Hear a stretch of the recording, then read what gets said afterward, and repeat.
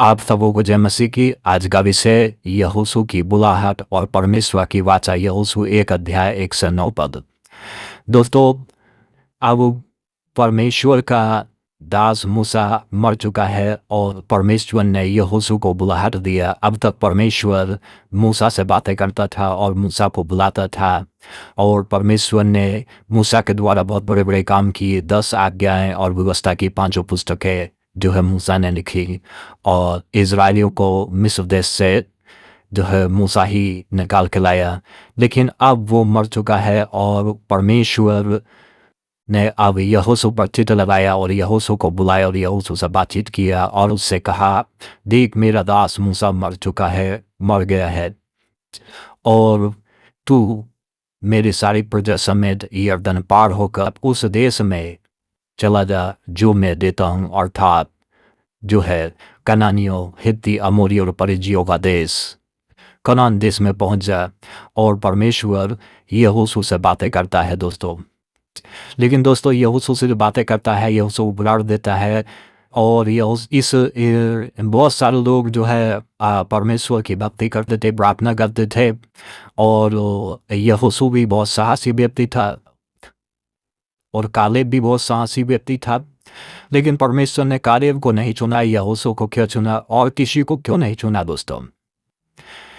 परमेश्वर ने यहोशू को बुलाया और उससे कहा कि तू भय ना खा, दृढ़ हो जा, तेरा मन कच्चा ना हो, क्योंकि जिस जिस जगह तू पैर रखेगा वो सब देश मैं तुझको दे दूंगा, और सारी जातियां, कनानी, हित्ती, अमोरी, परिजी, जितने भी जातियां, उस सबको मैं तेरे हाथ में कर दूंगा। बस तू हिम्मत बांध, साहस के साथ आगे बढ़। परमेश्वर ने उसको यही बोला, और भय ना खा, तेरा मन कच्चा ना हो, क्योंकि जिस जगह तू पैर रखेगा वो सब देश में तुझे दे दूंगा। और जो है परमेश्वर यहोशू को जो है इस प्रकार बातें बोलता है। पर दोस्तों, परमेश्वर ने किसी और को ना चुनकर यहोशू को ही क्यों चुना? क्योंकि यहोशू के बारे में लिखा है, यहोशू भी जब हम जीवनी पढ़ते हैं तो यहोशू जब मूसा था और युद्ध होता था तो यहोशू जो है मूसा का टहलुआ था, उसका हथियार ढोने वालों में से था, उसका हथियार ढोता था।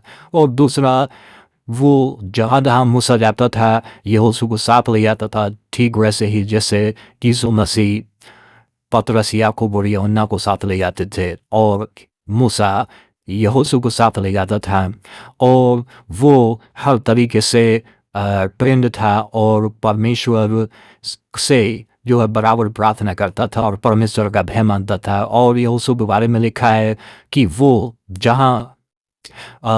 जब युद्ध चलता रहता तो यहोशू तंबू में से बाहर नहीं निकलता था, वरन प्रार्थना ही करता रहता था, और यहोशू ने सबसे ज़्यादा प्रार्थना किया।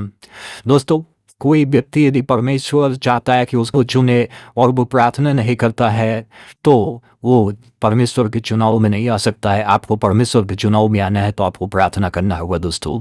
और दूसरा चीज़, परमेश्वर बोला कि तू भय ना खा, तेरा मन कच्चा ना हो।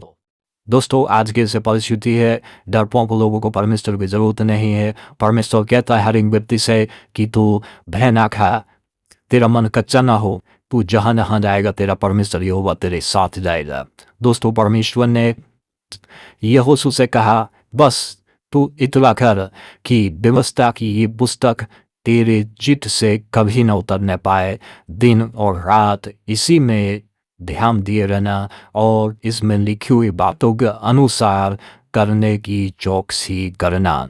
परमेश्वर ने यहोशू से स्पष्ट कहा। दोस्तों, 3 बातें। एक, पहला जो है यहोशू प्रार्थना करने वाला जन था और परमेश्वर से बराबर प्रार्थना करता था, और वो तम्बू से बाहर नहीं निकलता था।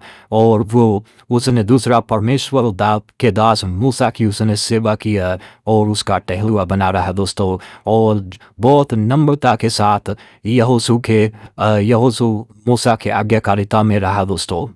और तीसरी बात, यहोशू बहुत साहसी व्यक्ति था। जब परमेश्वर ने वहाँ भेजा 12 भेदी और कनान देश का भेद लेने के लिए, तो उसमें से कालेब और यहोशू ही साहस दिखा पाए, बाकी 10 लोग फेल हो गए। और परमेश्वर ने जाना यहोशू भी साहसी था, लेकिन उसके बारे में ऐसा नहीं लिखा है कि वो प्रार्थना करता था। दोस्तों, परमेश्वर को चाहिए प्रार्थना करने वाले लोग, साहसी लोग और विश्वास से आगे बढ़ने वाले लोग। दोस्तों, परमेश्वर ने जो अंतिम बात कही उससे कहा कि व्यवस्था की ये पुस्तक तेरे चित्त से ना उतरने पाए। दोस्तों, परमेश्वर अपने वचन को छोड़ करके उस डायरेक्ट आपके साथ नहीं होता। ये जब आप परमेश्वर के वचन को साथ लेकर चलते हैं और वचन के अनुसार चलते हैं, जो वचन कहता वही करते हैं, तो परमेश्वर आपके साथ है। दोस्तों, यस, जब हम परमेश्वर के वचन में जो कुछ लिखा है उसके अनुसार जब हम करते हैं और मानते हैं, तो परमेश्वर हमसे प्यार करता है और हमारे साथ है। दोस्तों, यदि आप चाहते हैं परमेश्वर आपके भी साथ हो और आपको भी बुलाहट दे और आपके भी साथ हो, जहां आप जाएं वहाँ जाए, तो आपको सबसे पहले प्रार्थना में जीवन बिताइए, प्रार्थना करने वाले जन बनिए। दूसरा, अपने अंदर से डर बाहर कर दीजिए। और तीसरा, दिन और रात वचन में ध्यान लगाइए और उसमें जो कुछ लिखा चौथा वैसे ही करते रहिए। दोस्तों, आज के वीडियो में इतना ही। हमारे साथ जुड़ने के लिए बहुत धन्यवाद।